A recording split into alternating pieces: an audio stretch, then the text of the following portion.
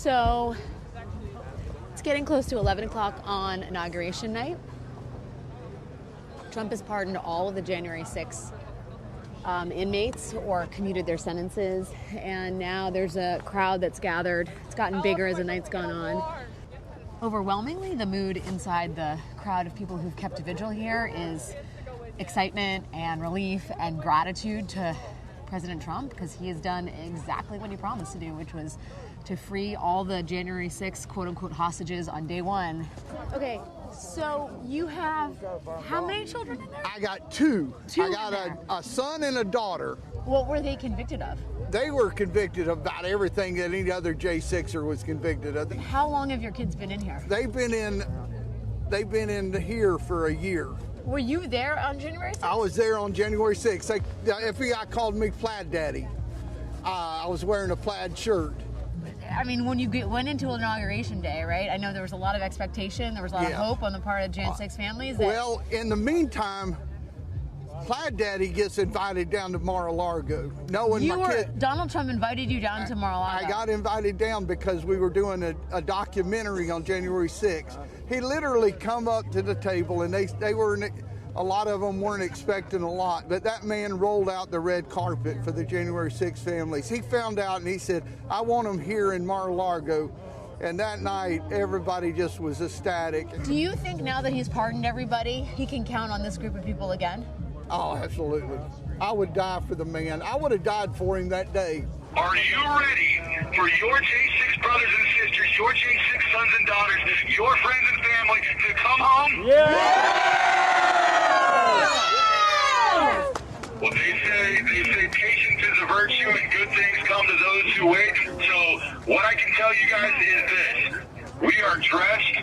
We have our bags packed. We are ready to go. Was anybody surprised? Or did everybody thought he was going to let everyone out? When I talked to him last week, he said tell them that he loves them, keep their chins up, and he's been supportive throughout. He's called the vigil and talked to them over the phone, and I am not surprised. And I think anybody that was there that day, even the men that weren't perfectly well behaved, have done enough time, and it's time for him to come home. Do you think President Trump's going to suffer any political fallout? There are some folks who were in jail who assaulted law enforcement. There were lots of law officers that assaulted American citizens.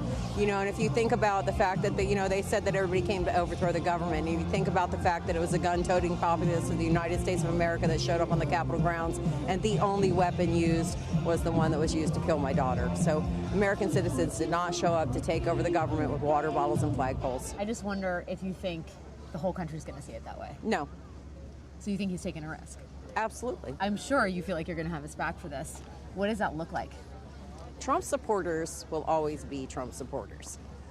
Trump haters might always be Trump haters unless they give him a chance to be America's president, which I believe he will be a president for all Americans. I believe right now, with the system we have with the Democrats and Republicans, and I think that our leaders, they divide us by example. We watch them, and they are so divisive in their moves and their hatred of each other and their lack of cooperation that they absolutely divide us by example. And I don't think President Trump is going to be that person. I think he's going to be the man to unite this country and move it forward. Do you feel like we're getting close to a more united America after tonight like this?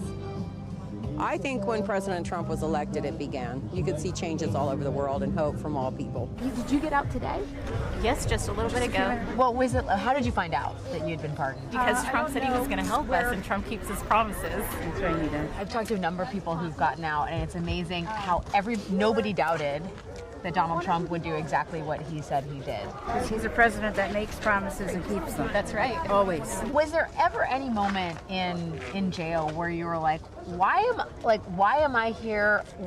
Did you ever have any frustration with President Trump? Did you ever feel like, he had landed you guys in jail? No, absolutely not, because I believe he really just wants to make America great again. Now, why was I sitting in prison when Anthony Fauci is loose?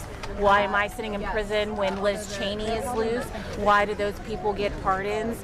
Because they're guilty, but they were never brought to justice. And yet me, a mom, I made a mistake and broke a window at the Capitol. I'm sorry, but do I have to lose my whole life for it when we have these criminals running the government that now have pardons?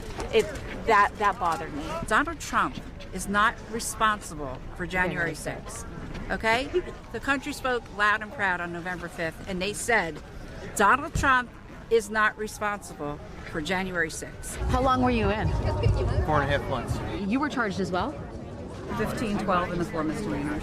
And you spent time in jail as well? I did a bench trial with Judge Boasberg, and I was sentenced to 14 months. I served 3.5. Do you feel like anybody deserved to be in jail for January 6th? No. I didn't see anybody that didn't act in self-defense. Everything they did was in defense of their First Amendment right to free speech and to petition the government. And what about the violence that day? We didn't see it. We were on the east side of the Capitol. What I saw in video looked to me to be self-defense. Like there's literally footage of people pushing metal barricades into police. After they shot us with tear gas and pepper spray. After they provoked the crowd. What was your reaction when you heard that President Trump was pardoning basically everybody and then commuting the sentences of a handful? So we met him back in June at his golf club. 2023. He took us in a side room. It was a fundraiser for the Jan 6 family, and he took us in a side room and he promised us that if he was elected, he would pardon us, and we believed what he said. It was not a question that we were going to get pardoned after he got reelected. Why do you think he has held your cause so close to his heart? He's a Jan 6er too. He knows we were there to support him. There's going to be Republican members of Congress, I think, who are coming here to show their support. Is your expectation that, obviously Donald Trump supports the cause of January 6th. He said he is a Jan 6er himself. Do you feel like other Republicans in Congress are going to come around to January 6th too? Now they will. Now they will. Yeah. Yeah, where were they all these 4 years? Few. But you think they're going to be, do you think this signals a changing of, attitude towards January 6th? Totally. Yeah, I think so. And how are you feeling now? You're out. I feel great. I feel vindicated. This is justification for what happened on Jan 6. President Trump would likely not have won this election had Jan 6 not occurred. You think because of January 6th, because of the emotion he stirred, because of what he revealed, maybe, about the country, that's why he in part won office? The government revealed itself. He didn't have to reveal anything. What was your expectation on January 20th? I didn't have any expectations, to be honest with you. Really? Yeah, my case and my system was a complete failure all the way through in the court systems. I wonder how you feel about President Trump right now.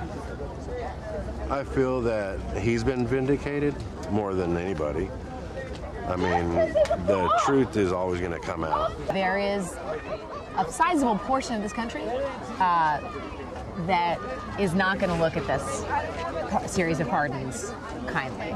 Most definitely. And there's many ways to do things. I can't tell anybody how to do their job. Yeah. I think, maybe a commutation would have been a better route. That way people can get out of their sentence and actually have a way to fight the system and let the system do itself. You can't convict somebody of a crime without them finishing the crime. If Trump said, I need you to come do X, Y, or Z for me on this date, do you think he has a group of supporters, maybe many of them the same people who are incarcerated I don't think here? it's a matter of that. I think that most American patriots will realize the nefarious and protect everybody that needs to be protected. If you're a God-fearing individual, we don't have to have protection and we don't have to listen to just one man. This is bigger than Trump. We all know this. Everybody that I met was a J6 or was a complete God-fearing and love and family-caring individuals. There was no animosity. When did you get out? Last night, 11:45 p.m. And where were you?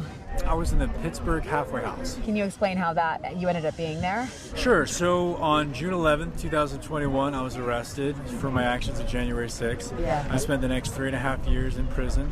And then on August 29th of last year, I was released from prison to the halfway house in Pittsburgh. Okay. And that's where I remained until last night. And instead of going home and going to sleep like I really wish I did right now, I decided to drive here. What were you charged and convicted on? I was actually charged with a bunch of stuff. I was superseded about 5 times.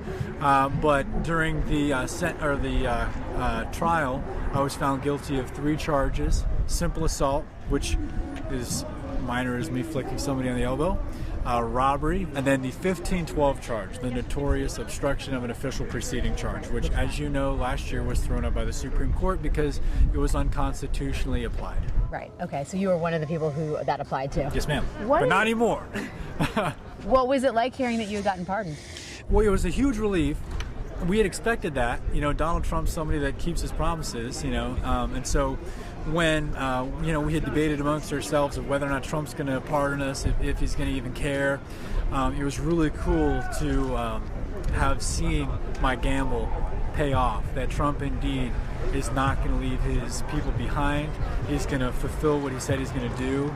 And to have been pardoned, it almost feels like I'm living a whole nother life right now. You know, Yeah. I've grown accustomed to being a felon. I've grown accustomed to having weight on my back, and essentially trying to get used to the fact that my former life was just eradicated. You know, half of my friends and family speak to me anymore. My brother's completely disowned me. You said that there was a debate inside jail about whether Trump would actually do it or not, whether Yeah. he had forgotten about you. Was that were there a number of people that felt like that? Well, I mean, And did you ever waver? I mean, did you ever think, oh, you know, he's a politician too?